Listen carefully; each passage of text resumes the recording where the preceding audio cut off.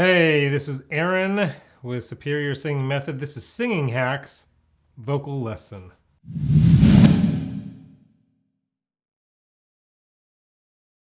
All right, Singing Hacks Vocal Lesson. Now, this is one of the best hacks that I know. If you can just figure out this one thing, if you just knew this one thing and apply this one thing, it's gonna pretty radically transform your singing. So track with me here for a second. Oh, before we get started, don't forget to hit the notification bell, subscribe, like, leave me a comment, all those things, okay? Let's jump in. One of the most common mistakes that singers make, I see it all the time, I hear it all the time, especially in higher notes, but not even just higher notes, is, but I can show you a little bit with the high notes. So it's like, when people get to higher notes, it's like, up top there, it starts getting like a little thin, sometimes a little airy. I mean, sometimes it can flip into the falsetto, but there is this like strained sound where the tone disappears and the pitch gets a little flat up there in the high range. And maybe you wondered, why does this happen? Maybe you've seen it happen to you and you're like, why is this happening? Every time I want to sing higher notes with a little less effort and have them be on key and all that stuff. So I'm going to tell you how right now. What happens when we sing higher notes often is that our larynx raises up, right? Especially, like I said, especially on those higher notes. So it's like your larynx is here. So your larynx, a little easier to find for a guy because your larynx is basically like where your Adam's apple is. It's that whole section right there. And so you can kind of see it on a guy or see it on me if I'm going to watch. If I go,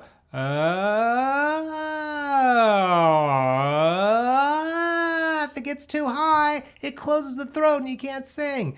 And that's pretty common with singers. So I'm gonna give you a few tricks toward the end of this. Well, in just a second, I'm gonna give you an exercise or a thing to add to your exercises that's gonna help you keep that larynx where it's supposed to be. Now the larynx, it's not supposed to, you don't want it raising up, but you don't necessarily want it like super low either. So what you wanna do is you wanna kind of keep it a nice steady somewhere toward the middle, and this exercise is gonna help you do that. Oh, by the way, don't let me forget, at the end, if you click the link below, I've got a singing quiz that's amazing, and we just redid a bunch of it. And that singing quiz, it will help you find out what your number one singing killer is. We're talking here a little bit about a particular singing common mistake, which can be a singing killer. But if you want to find what yours is, because there's about a handful, there's about 5 or 6. If you click that link below, you can find out what yours is, and then I'll send you a video to teach you how to fix it. So I don't want to forget to say that. But for now, let's focus on this one, the raised larynx, right? So it's like when your larynx raises up, you get that, it kills your tone, it can mess up your pitch,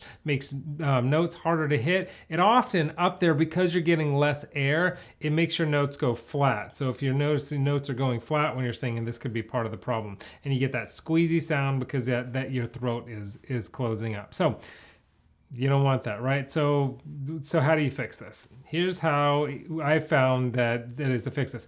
Now, I want to say a little something about exercise, because I'm about to give you this thing that you can do with your exercises. And when you do exercises, obviously doing your exercise, it's not supposed to sound like when you sing. It's supposed to create some muscles and some habits that will transfer over when you do sing, right? Just like a lot of things, if you sports figures, they're not, when they go into the gym and they're like lifting weights, it's not like they don't think that's football. They're just in there lifting weights so they could become a better football player, right? It translates over. And that's the same way with these exercises. So this is adding a little bit of a duh, a little bit of a to your exercises. Now, you've heard me, if you watch any of my videos, you probably heard me talk about lip rolls or tongue trills, right? Lip rolls are or tongue trills are those kind of things. This is something you can add to those. So if you're doing like the lip rolls, add a little in there, like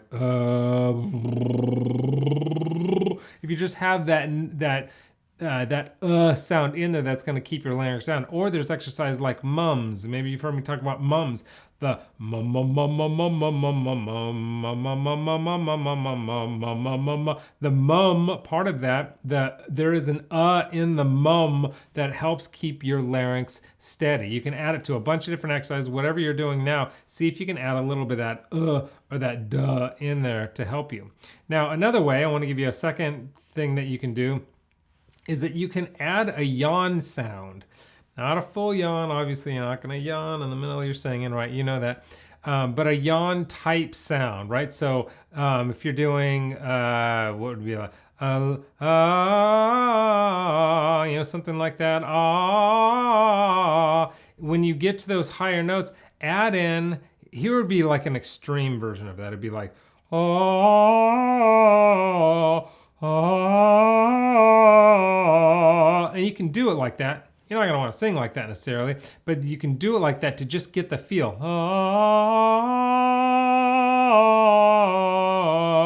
What that does is it naturally opens up your throat so it's not getting squeezed up top there. This is actually an exercise that was borrowed from opera. They do a lot of that rounded throat sound, right?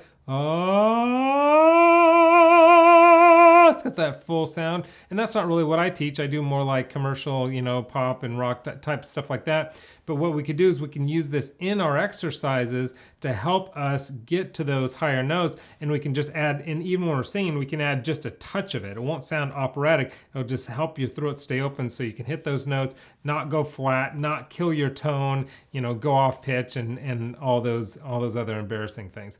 One other thing you can do is with nays, the nay nay nay nay nay nay nay nay nay nay nay nay nay nay nay nay nay. See, what the nays do is it's helping out in there to get that, keep your chord closure while you're getting into those higher notes too. So nay nay nay nay nay nay nay nay nay. Over those higher notes, that pharyngeal sound is also going to help keep your chords together and help you not have that squeezy throat type of feel. Okay, so I hope that helps.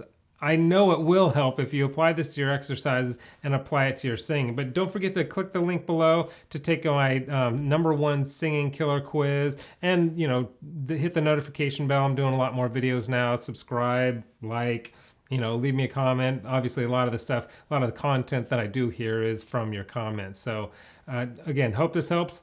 Click the link below, and I'll see you on the other side.